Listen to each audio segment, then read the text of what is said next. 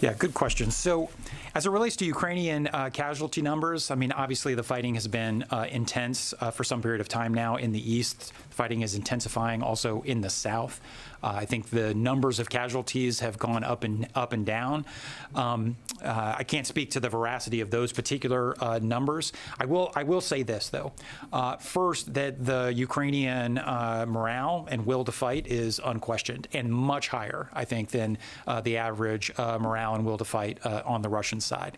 So I think that gives the Ukrainians a significant advantage. After all, more than 40 million Ukrainians are fighting. The stakes are existential for them. They are fighting for the survival of their country. I'll also say the Russians are taking a tremendous number of casualties on the other side of the equation.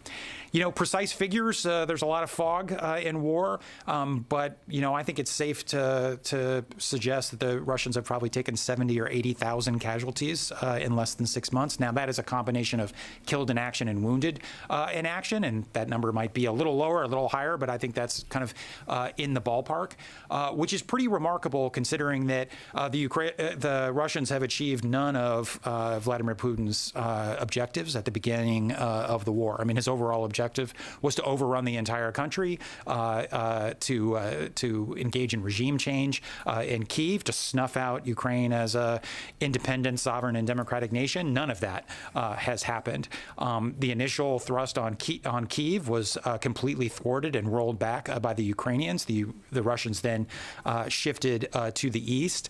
They have made some incremental gains in the east, although not very much in the last couple of weeks, but that has come at extraordinary cost to the Russian military because of how well the Ukrainian military has performed and all the assistance that the Ukrainian military has gotten. And I think now conditions in the east have essentially stabilized, and the focus is really shifting to the south. And in part, that's because the Ukrainians are starting to put some pressure down south, and the Russians have been forced to redeploy their forces down there. So yes, both sides are taking casualties.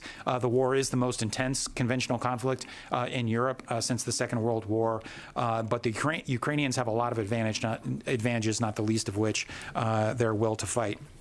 I will say this as it relates to